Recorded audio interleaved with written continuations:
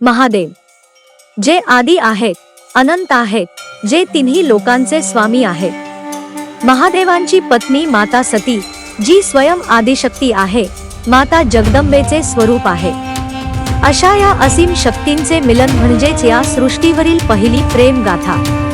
या प्रस्तुतीमध्ये आपण पाहणार आहोत की कसे झाले माता सती आणि भगवान शिवशंकरांचे मिलन, आणि कशा माता सती पार्वती म्हणून अवतरित झाल्या। अशाच रोचक पौराणिक कथा पाहण्यासाठी आमच्या मराठी नॉलेज वाहिनीला सबस्क्राइब करून ठेवा। सुरू करूया आजची भक्तिमय प्रस्तुती।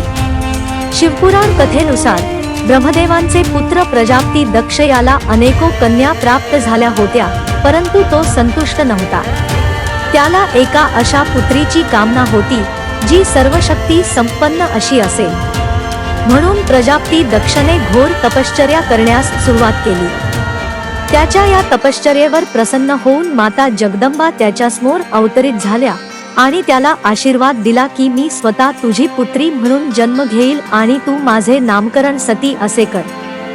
अवघ्या काही दिवसातच माता जगदंबेने प्रजापती दक्षच्या घरी एक बालिका म्हणून जन्म घेतला।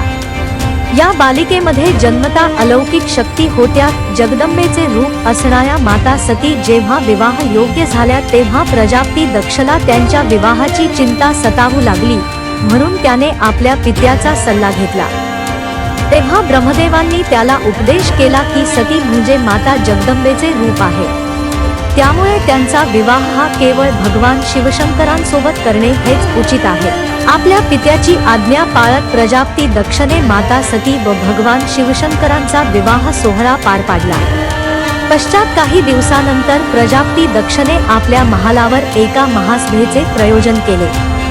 या महासभेत सर्व देवी देवतेंसहित त्रिदेवही उपस्थित होते। जेव्हा प्रजापती दक्ष या सभेत उपस्थित झाले तेव्हा त्यांच्या सन्मानासाठी सर्व देवी देवता उठून उभे राहिले, परंतु त्रिदेव त्यांच्या स्थानावरून उठले नाहीत। राजा दक्षला या गोष्टीची अत्यंत चिड आली। त्याला ब्रह्मदेव व श्रीहरी विष्णू उभे राहिले नाहीत याचे काहीही वाटले नाही, परंतु महादेवांनी त्याचा सन्मान केला नाही याबद्दल तो अतिशय क्रोधित झाला। कारण ब्रह्मदेव त्याचे पिता होते व श्रीहरी विष्णूंना तो आपले आराध्य मानत होता, परंतु महादेव आपले जावई असूनही त्यांनी आपला सन्मान केला नाही, म्हणून दक्ष त्यांच्यावर क्रोधित झाला।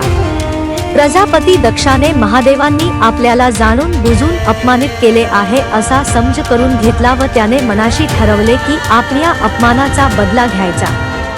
आपल्या या अपमानाचा बदला घेण्या हेतू काही दिवसांनंतर प्रजापती दक्षने एका महायज्ञाची घोषणा केली। या महायज्ञात दक्षने सर्व देवी देवतांना आमंत्रित केले, परंतु त्याने महादेवांना आमंत्रण दिले नाही।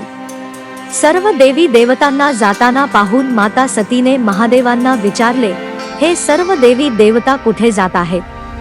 तेव्हा महादेव बोलले, हे प्रिये, तुझ्या पित्याने त्याच्या महालावर महायज्ञाचे आयोजन केले आहे आणि सर्व देवी देवता तिकडेच जात आहेत। त्यावर सतीने त्यांना आपणही या महायज्ञासाठी जाऊ असा आग्रह केला। त्यावर महादेव बोलले, जर त्यांनी आपल्याला आमंत्रित केलेले नाही तर आपण तिथे जाणे उचित नाही। त्यावर माता सती बोलल्या, ते तर माझ्या पित्याचे घर आहे, तिथे जाण्यासाठी भले मला कशाला आमंत्रणाची आवश्यकता आहे। महादेवांनी वारंवार समजावूनही माता सती तिकडे जाण्याचा हट्ट करू लागल्या। अखेर महादेवांनी त्यांना जाण्यासाठी परवानगी दिली। माता सती जेव्हा तिथे गेल्या तेव्हा त्यांच्या पित्याने त्यांचा व महादेवांचा अपमान करण्यास सुरुवात केली। प्रजापती दक्ष बोलला, सती, त्या जटाधारी सोबत राहून तू ही हे विसरलीस का की कोणाच्याही घरी आमंत्रणाशिवाय जायचे नसते? माता सती बोलल्या, मी तर तुमची पुत्री आहे। त्यावर दक्ष बोलला, तू आता माझी पुत्री नाहीस, त्या जटाधारीची पत्नी आहेस। त्याला एवढीही बुद्धी नाही की आपल्या पत्नीला असे विना आमंत्रित ठिकाणी पाठवायचे नसते। त्या कपाली सोबत राहून तू ही गुणहीन आणि बुद्धिहीन झाली आहेस। प्रजापती दक्षचे आपल्या पतीबद्दलचे ते अभद्र बोलणे ऐकून माता सती अतिशय क्रोधित झाल्या। त्यांना महादेवांचा तो होणारा अपमान सहन झाला नाही आणि त्यांनी आपल्या योग शक्तीच्या सहाय्याने स्वतःला अग्नीमध्ये समर्पित केले। महादेवांना हे समजताच ते अत्यंत क्रोधित झाले. क्रोधित होऊन त्यांनी आपल्या डोक्यावरील एक जटा काढली व त्यातून वीरभद्रची उत्पत्ती झाली. वीरभद्र प्रजापती यक्षच्या महायज्ञात गेला आणि त्याने एका वारात त्याचे शिर धडावेगळे केले. महायज्ञ अधुरा राहिल्यामुळे सर्व देवी देवतांनी महादेवांना विनवणी केली. तेव्हा महादेवांनी एका बकरीचे शिर प्रजापती दक्षला जोडले व त्याला पुनर्जीवित केले. माता सतीचे मृत शरीर पाहून महादेव गहन दुःखात बुडून गेले.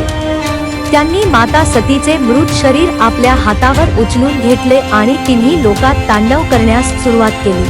महादेवांच्या व्याकुळतेने संपूर्ण ब्रह्मांड डगमगू लागले. तेव्हा श्रीहरी विष्णूंनी आपल्या सुदर्शन चक्राच्या सहाय्याने माता सतीच्या शरीराचे विभिन्न 51 तुकडे केले व संपूर्ण भारत वर्षाच्या 51 ठिकाणी ते प्रस्थापित केले आणि यातूनच उत्पत्ती झाली 51 शक्तिपीठांची. पश्चात महादेव शांत झाले आणि सृष्टी पुन्हा एकदा संतुलित झाली. माता सतींनी देह त्याग करताना संकल्प केला होता की त्या पर्वत राज हिमालयाच्या पोटी त्याची पुत्री म्हणून अवतरित होती आणि महादेवांच्या अर्धांगिनी होती. त्यांच्या या संकल्पानुसार त्यांनी आपला पुढील अवतार धारण करत जन्म घेतला आणि महादेवांच्या सोबत विवाह करून माता पार्वतीच्या रूपात कैलासावर वास्तव करू लागल्या. प्रिय भक्तांनो, आशा करते की तुम्हाला आमची ही कथा नक्की आवडली असेल. अशाच प्रकारच्या धार्मिक कथा दररोज पाहण्यासाठी आमच्या वाहिनीला सबस्क्राईब करा. भेटू पुढील प्रस्तुतीमध्ये. धन्यवाद.